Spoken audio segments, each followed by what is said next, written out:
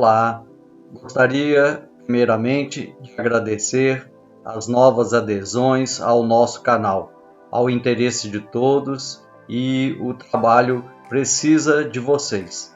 Nós precisamos da sua opinião, do seu parecer, as suas sugestões e que possamos juntos crescer e fortalecer o nosso conhecimento, a discussão da doutrina espírita, que é fundamental a todos nós. Muito obrigado a todos. Olá, eu sou Virgílio Medeiros e você está no canal Seja BH, Reflexões Espíritas para a Nova Era. Hoje vamos abordar o assunto sobre a mediunidade ou a comunicabilidade dos espíritos, um dos 5 princípios básicos da doutrina espírita. O nosso estudo de hoje está baseado no capítulo 43, com o título Médiuns Conscientes, do livro Rumos Libertadores, de autoria de Divaldo Pereira Franco, pelo espírito Joana de Ângeles. Nessa lição, Joana de Ângeles refere-se ao capítulo 18, item 12 do Evangelho segundo o Espiritismo. E esse capítulo refere-se a muito se pedirá àquele que muito recebeu. E baseado nesse título, Joana discorre sobre a mediunidade e como ela deve ser exercida de forma consciente pelos médiuns. Muito será pedido àquele que muito recebeu. Realmente, nós temos recebido muitas dádivas da providência divina, que nos concede tanto as coisas boas quanto as dificuldades. Claro que tudo o que nós recebemos é para o nosso aprendizado e para o nosso crescimento espiritual. Enfim, para a evolução do nosso espírito. E temos realmente muito conhecimento. Não podemos nos queixar e também não podemos mais dar a desculpa de não conhecermos a doutrina de Jesus. Claro que muitos nem leem os conceitos presentes no Evangelho, ou se leem, não entendem, mas aqueles que já entendem, conhecem os preceitos de Jesus e do seu Evangelho, agora têm nas mãos o conhecimento. E agora, com esse conhecimento, ele deve exercê-lo, ou seja, colocar em prática esse conhecimento. O Evangelho mostra que não podemos mais alegar a ignorância e, portanto, deveremos, pelo menos, ser menos orgulhosos, menos egoístas, menos apegados aos bens materiais e, é claro, sermos mais amorosos com o nosso próximo, que são os conceitos do Evangelho.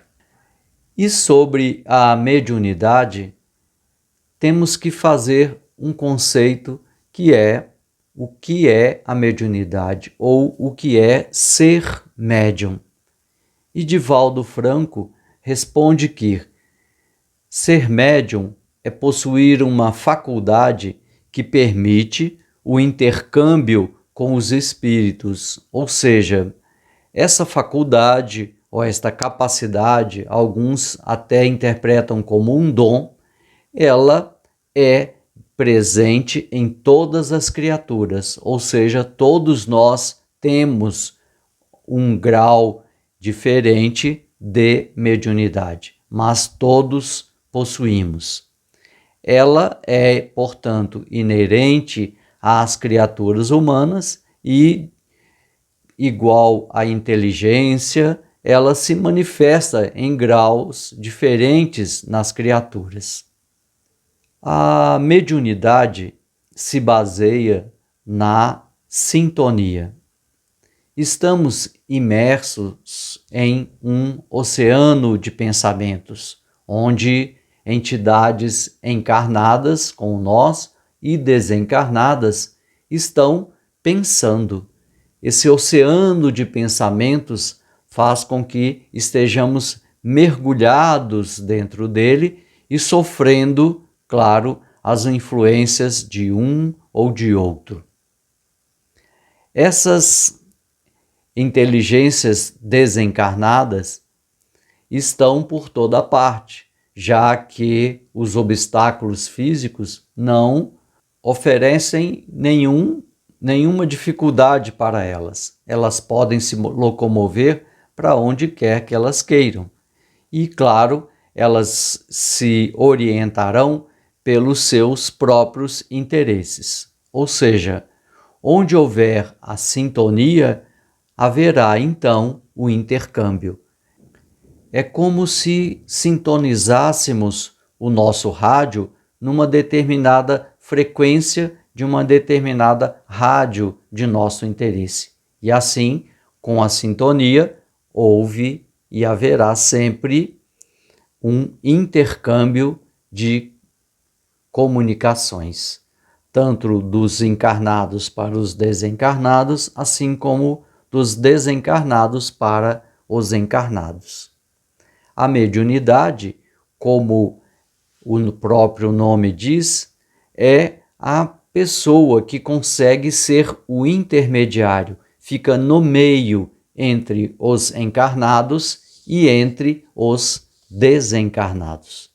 Joana de Ângeles chama a nossa atenção para que, se te elevas pelo pensamento, alcança as vibrações nobres, mas se te perturbas e vulgarizas, registras as mais grosseiras. Então, nós, como médiuns, podemos registrar as mensagens da luz ou as mensagens menos felizes dos nossos irmãos, espíritos que estão à nossa volta. Podemos dividir a mediunidade em categorias e categorias dos médiuns. Existem médiuns que a gente chama de médiuns facultativos, ou seja, esses médiuns são conscientes, eles sabem que possuem a capacidade de escutar ou ver os espíritos e exercem essa mediunidade de forma consciente. Existem também a categoria dos médiuns que são involuntários ou naturais. Essas pessoas possuem a mediunidade, mas nem percebem. Então, de forma involuntária ou natural, estão exercendo a sua mediunidade sem o perceber.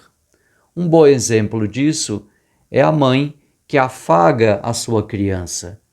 Ela é uma médium, possui uma mediunidade de cura, que ao afagar a sua criança, o seu filho, ou um filho de um corpo alheio, se compraz ou tem compaixão com aquela dificuldade ou aquela dor, e ao passar a mão, ela cura aquela ferida, que pode ser um machucado simples ou uma tristeza profunda. Então, todos nós, às vezes, espontaneamente ou de forma involuntária e natural, exercemos a nossa mediunidade. Tem também a categoria dos médiuns espontâneos. Espontâneos no sentido de que a mediunidade é exercida por eles sem o saberem, mas de forma ostensiva. Eles cedem fluidos para que os fenômenos possam acontecer. Depois que o fenômeno acontece, eles sentem-se desgastados e não sabem explicar por quê.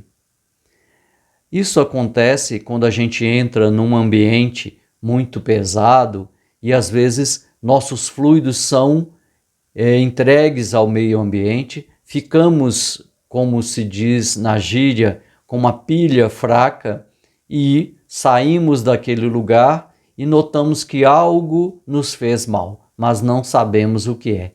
Cedemos os nossos fluidos para aquele ambiente e, de forma espontânea, nos recolhemos, saímos daquele ambiente que não está nos fazendo bem.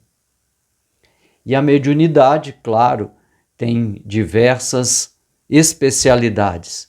Algumas pessoas têm a capacidade de ver os espíritos, às vezes um vulto ou às vezes a imagem perfeita da pessoa desencarnada, como se ela estivesse vendo uma pessoa viva ou encarnada.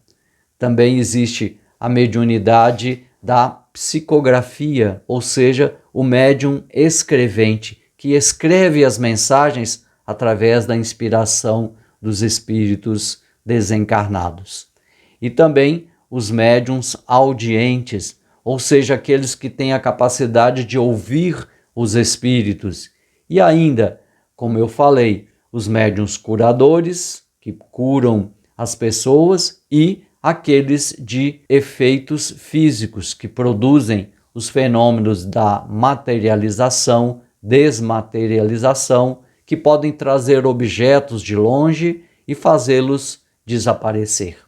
Hoje, essa mediunidade é bastante rara. Na mediunidade, aplica-se a máxima do Cristo: conhece-se a árvore pelos seus frutos. Seja qual for, então, a mediunidade que nós possuímos, a relevância da mediunidade está sempre na mensagem obtida, não no nome do Espírito, mas sim na mensagem, no conteúdo dela.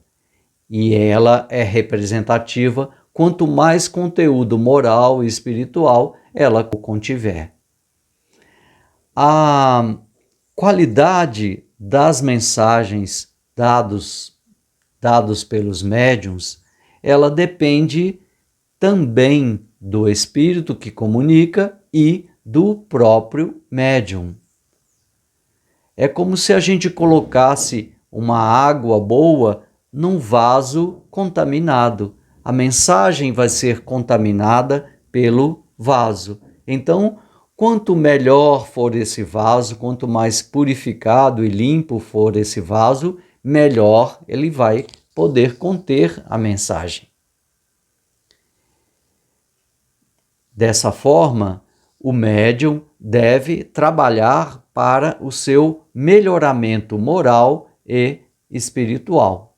Alerta Joana de Ângeles que a finalidade da mediunidade é o progresso do medianeiro, do médium, como daqueles que o cercam num lado e no outro lado da vida. Foi perguntado para Divaldo Pereira Franco, um médium já bastante experiente, em todos esses anos de mediunidade, qual era e qual foi a sua maior dificuldade. E ele respondeu: é a luta pela transformação moral para melhor, a luta interior para poder conseguir a plenitude espiritual. Nós, os espíritas, diz Divaldo, devemos ser reconhecidos como os verdadeiros cristãos, aqueles que seguiram Jesus desde os primeiros momentos. Assim, vemos que a mediunidade, ela deve ser trabalhada pelos espíritos que estão dando as mensagens, assim como para os médiuns que as recebem. E, claro que tudo isso vai influenciar o nosso meio, onde nós estamos, assim como também o meio espiritual em que nos envolvemos. Mas qual é o melhor local para o exercício da mediunidade?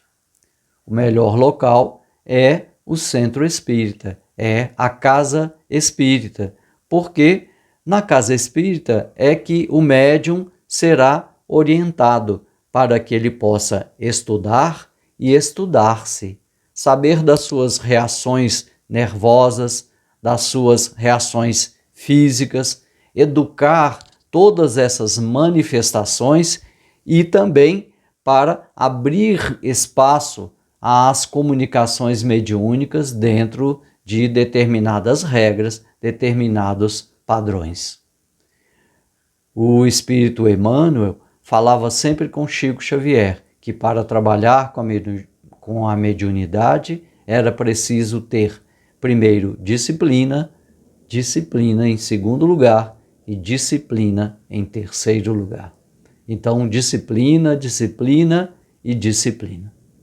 Começar com a leitura do Livro dos Espíritos para a gente conhecer, depois o Livro dos Médiuns, que é um tratado sobre a mediunidade e, claro, frequência, dedicação ao que se está realizando, a disciplina e também o amor. Tudo se constrói com amor e também a mediunidade. No livro Mediunidade e Sintonia, de Francisco Cândido Xavier, ditado pelo Espírito Emmanuel, disciplina e beneficência. Neste sentido, sabendo que a experiência humana é vasta colmeia de luta, na qual enxameiam desencarnados de toda sorte, urge saiba ajustar-se à companhia de ordem superior, buscando no convívio de espíritos benevolentes e sábios o clima ideal para a missão que lhe compete cumprir. Significando isso, disciplina constante no estudo nobre e também a ação incansável na beneficência em favor dos outros.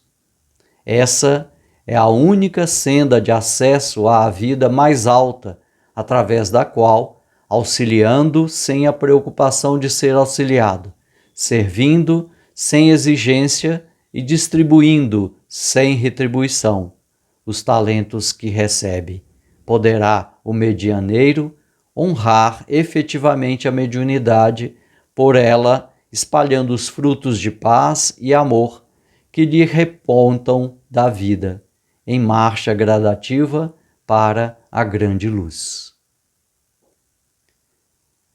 Dessa forma, exerçamos a nossa mediunidade de forma consciente, como diz Joana, e com amor, disciplina e beneficência, como diz Emmanuel.